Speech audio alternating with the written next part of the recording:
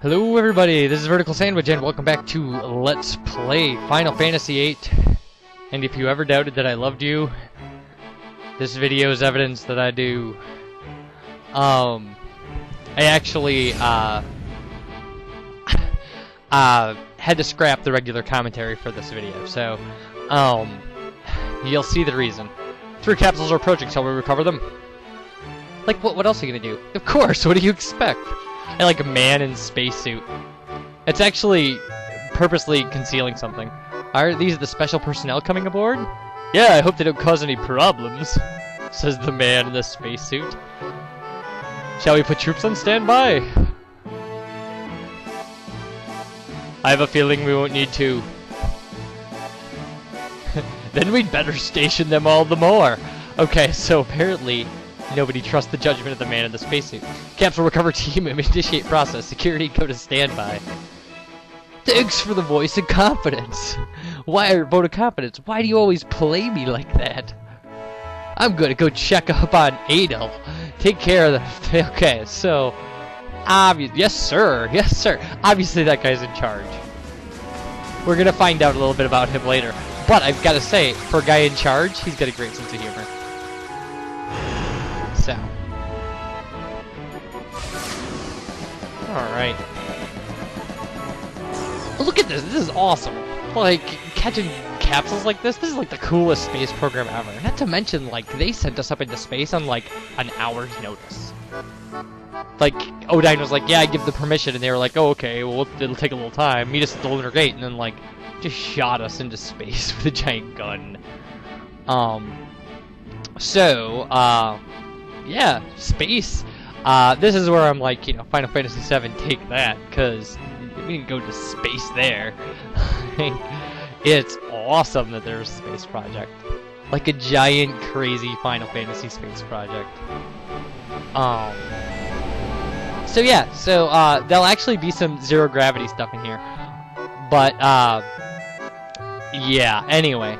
How's everybody doing?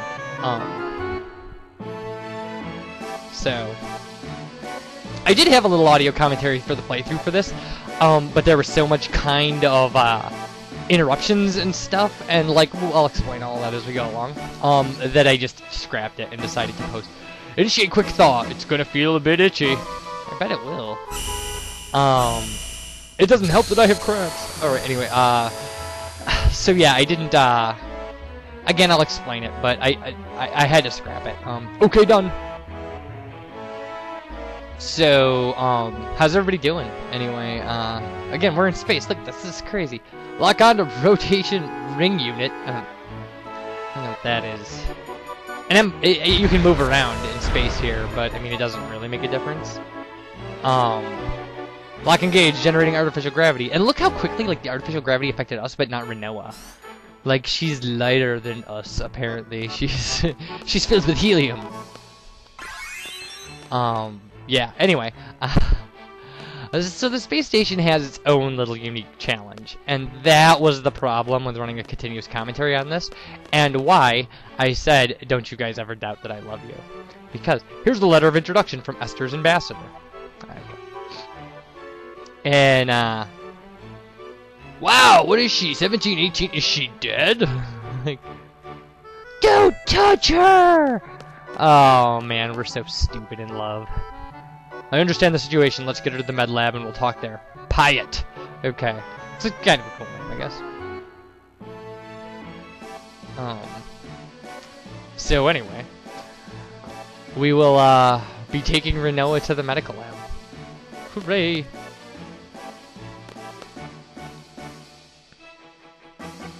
And then, like, we can save our game. And save your game in here as quick as possible. If you're gonna try to do what I'm gonna try to do. Which, there are 2 people you can play here for unique cards. And I tried to play both of them, and gave up on one. And then the other one, like, couldn't give up on, and it took like 2 hours. I've talked to the crew. Everything will be fine. Okay. So, we put her in this creepy coffin looking thing. And, then you can come back out here, and he's gonna go to the control room.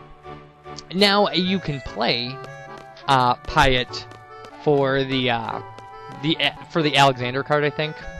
One of the GF cards. It's not a huge deal. Skipping it is not horrible. However, and this is the control room, and there'll be some stuff that goes on, so I'll have to do some dialogue, but my goodness, look at how close we are to the moon, which is awesome. That like this is no time to be impressed. Look at the monitor there. This monitor? No, the other. Look at the surface of the moon. So we'll go look at the surface of the moon. We'll go do that. And this is pretty cool too. Like, it's an interesting explanation for like the world of Final Fantasy. The hell is this? Like, monsters. Yeah, the Lunar world is a world of monsters. Didn't you learn that in school? Like, oh, okay. As you can see, the monsters are gathering at one point.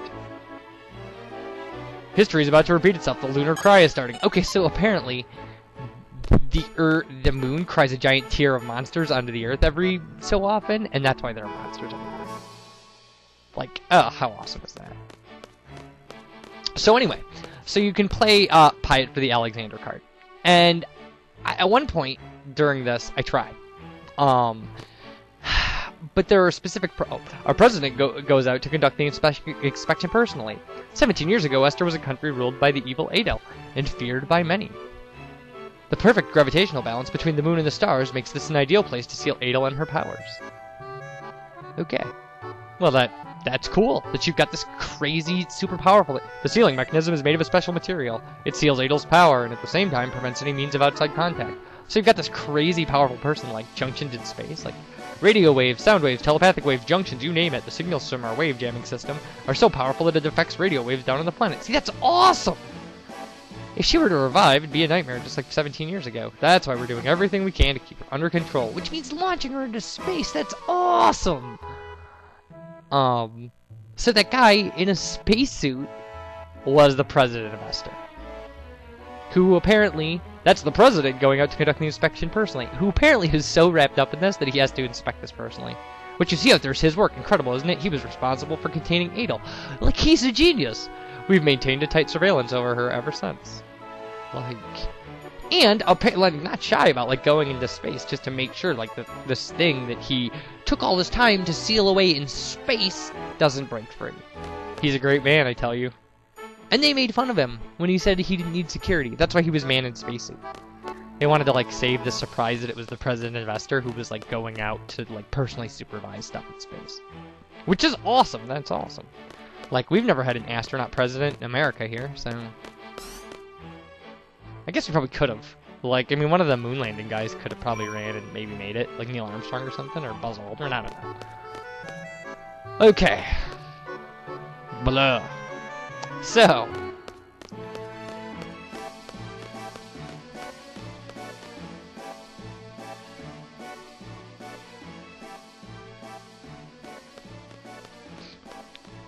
Now, rather than play Pyatt repeatedly for the Alexander card, and the reason that this is such a problem is because there are no rules on them. All the rules are in effect on the moon. Like, all of them. So, but the one that I couldn't give up was Ilana here. And we're going to have to talk to her eventually, but you can play cards with her. And from her, you can win the Laguna card. Now, the reason I had to scrap normal commentary for this was I had to record approximately 2 hours of just playing games of cards against her.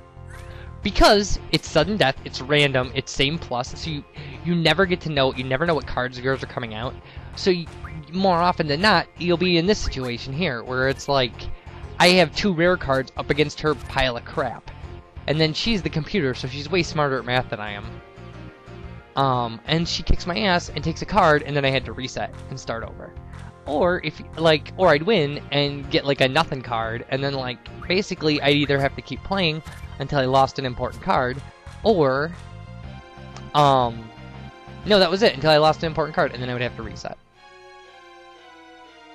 And like I said, the computer's just great at like setting itself up for like these crazy combinations, and you don't get to pick what cards you use. So like even if I wanted to, I couldn't. Like, look at that. I couldn't have kind of kept pace with this. So I didn't even try. Well, that was a dumb move. I could have made a better move than that. Alright, so there's a draw. There's a loss. I seriously, there was an entire 1 hour of just recording this game that I threw away and didn't even work into this. And I stopped recording commentary really early in this process. Like, just started listening to music and playing the game. Yeah, draw. And, like, when you draw, you have to play again. And then you play with, like, they get the cards they flipped from you, and you get the cards that they flipped from them. And, like, it's just horrible.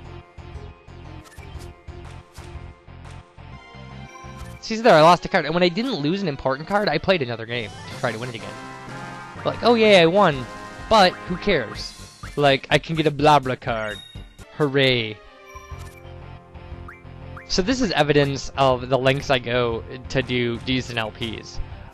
Or to at least accomplish the goals. That, and this is the way you have to do this. I mean, you're just going to have to save and reset. And go through an hour of failures to do this if you want. And I just couldn't see doing that to get the Alexander card. Like, to get a player card, I'll completely do that all day. But... so there's the Laguna card. See, look at it, and it's awesome. It's got Laguna on it, and like, an ace and a 9, and he's got that cool scar on his face. It's great. So... and we want it, you know? Like, we want the Laguna card, because, like, he's a pretty important character in the game. Like, he's a big part of the set. See, now, when it plays like that kitty corner from itself, like, it's setting itself up for a combo. And, like, the worst part is even if you figure out what the combo is, and you, like, take the place, like, sometimes it sets itself up for 2, or it sets itself up for, like, combos down the line. Like, it's just so, like... I'm so bad at this game anyway, but like, if you get a bunch of players' cards, you can just power through it with like pure power of your cards. But like up here, you can't. You know, because they've got all these rules that like take all that stuff away from you. So...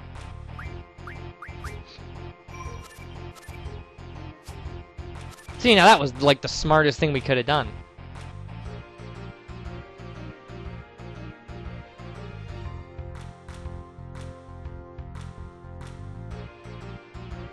But now we're kind of screwed.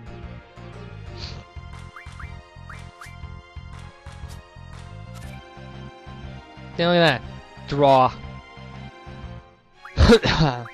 Ah. This is just a perfect metaphor for my life. Right here. 3 hours of gameplay now. It wasn't 3 hours, but it was definitely like I spent 2 hours. Easily. Playing for this card. And obviously I'm going to get it. I mean, I hate to ruin the surprise and stuff, but like I'm going to get it, and it's the only thing we're going to do in this video. I'm going to get it and just shut this down. Just because I need to clear out some data to make room for other gameplay at this point.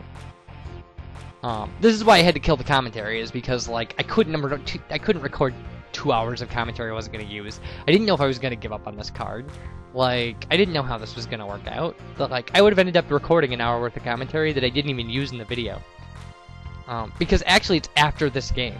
Like, after this game, I started a new save file, and, filled it, like, with, like, an hour of stuff that I just ended up deleting, and then starting another one. So... but this is a good example of, like, what kind of dedication to the card game can mean. Like, if you really want to get all the cards, and, like, don't even get me started on that. Like, look at that combo! Oh my god, like, completely was doing alright, and then, like, one combo, and it takes my Odin card. So that's where I quit and gave up. And there's me losing the Laguna card again. 8-2. It's a horrible, like, just... nope. Sorry, VerticalSandwich. You're horrible at math. Oh, there I won, but look, nothing. Now keep in mind that you're missing 25 games I played. Probably 20, but still. Some of which were wins and some were draws, but like the majority were losses. And I probably only saw the Laguna card like twice during that whole hour. I think in the 2 hours I played, I only saw it 4 times.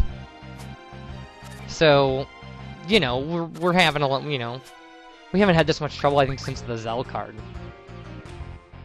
Well, there's a draw. I mean, I'm not hopeless. But, like, there, we had no chance. Bye, Siren card. Oh, look, the Laguna card's up. I'm gonna get it this time. I bet you any kind of money. Oh, I guess I owe you guys a ton of money. Alright. So here we go. Dear Lord in heaven. Of all the craziness. So there's the Laguna card, and this time we're gonna win it, damn it. Alright. Okay. What do we gotta go? See, there's nothing we can do against the stupid card. We'll use an oil boil. At least that'll keep our flank safe. There's something so naughty about the word flank. Maybe not. I don't know. Actually, it makes me think of steak. But that's horrible. I'm an idiot. I am such a moron. Oh my god. All right. Okay. Okay. 6-4. We're doing fine. If we just don't lose another card, we'll be fine. Safe move. Tied it up. Woo! Alright, I'll take it. I seriously reset so much, I was starting to worry about my PlayStation 2, like whether or not it would be able to hold up. So anyway, we're gonna go save our game and cut this out, and we're done. We are done. When we come back, we'll actually do plotline stuff, but like, that was ridiculous. So again, you know, I appreciate you guys watching. Like, thanks for sticking through that horrible failure montage. And next time the plotline will get really cool. Like, we'll be on, like, I guess video 83. And just doing cool moon stuff. So you guys take care, and I'll talk to you later. Bye, everybody.